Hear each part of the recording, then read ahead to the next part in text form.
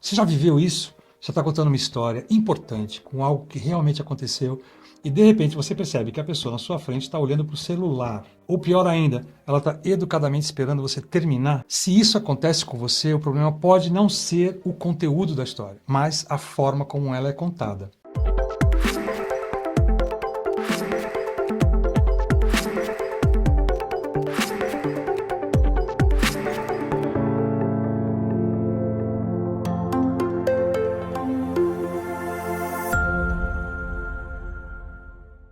Oi, eu sou o Luiz Teles, eu ensino você a dominar o storytelling para transformar a sua carreira e ampliar o seu poder de comunicação. Então isso é um problema que acontece com muita frequência. E vamos ver como o que significa esse problema. Falta de estrutura narrativa é igual a fala desorganizada. Muita gente começa pelo meio, se perde no meio do caminho, esquece quem é o personagem, qual que é o desfecho, qual que é o gancho emocional, e isso faz com que essa história fique fraca. Isso tira da audiência o que ela mais quer. São três coisinhas: clareza, emoção e expectativa. Por quê?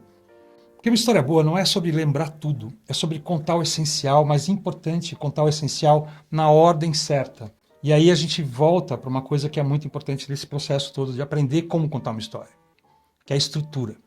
A estrutura clássica, aristotélica.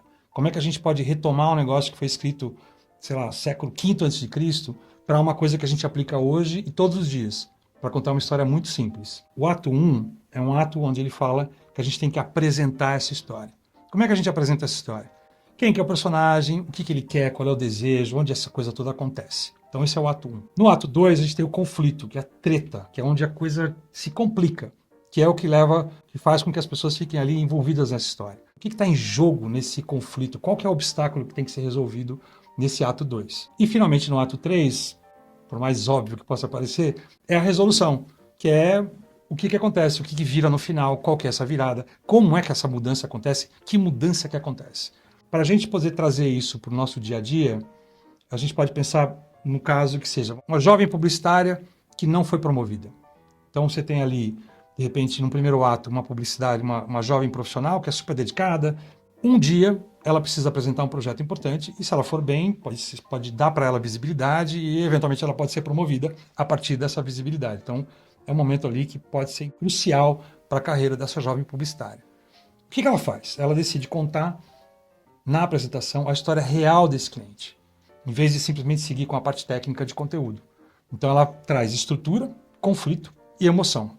Ela quebra a expectativa do que ia ser apresentado ali, gera um impacto imediato e ela é notada por conta disso. E, consequentemente, ela é promovida. Então, a maneira como contar histórias de forma estruturada pode ter um impacto direto na carreira, pode ter um impacto direto na visibilidade que você tem como profissional. O que mudou aqui não foi o conteúdo técnico que ela apresentou ou não apresentou, mas foi o uso dessa estrutura emocional. E isso, como eu falei, é muito importante, é essencial.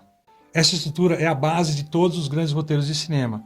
Então, se a gente pegar um filme como O Diabo Veste Prada, que é um filme que, inclusive, que eu cheguei a comentar sobre ele numa outra aula que a gente fez sobre protagonismo. Tem um personagem que é o personagem principal, que é a Andy, que ela é assistente da editora daquela grande revista de moda, e a Andy quer crescer na carreira. Ela chega nesse lugar e isso a gente pode chamar de ato 1. Em seguida, ela percebe que ela precisa se transformar para sobreviver nesse ambiente novo, que é completamente diferente do que ela tinha vivido até aquele momento.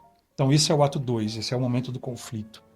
E no final ela percebe, ela descobre que ela vai ter que fazer uma grande escolha, né, para poder seguir ou não nessa carreira. Uma escolha final, que é importante.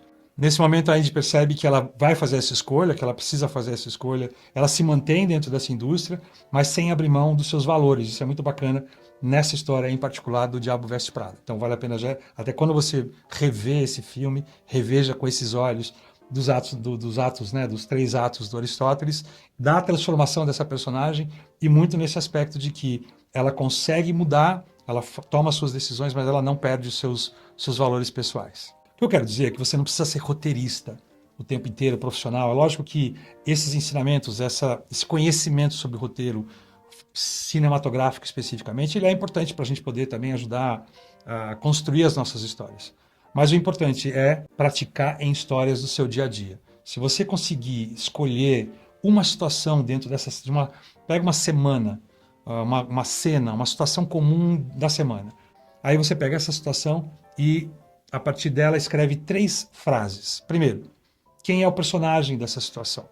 Que aí você já identifica quem que está ali, quem fazendo com que a história aconteça de verdade.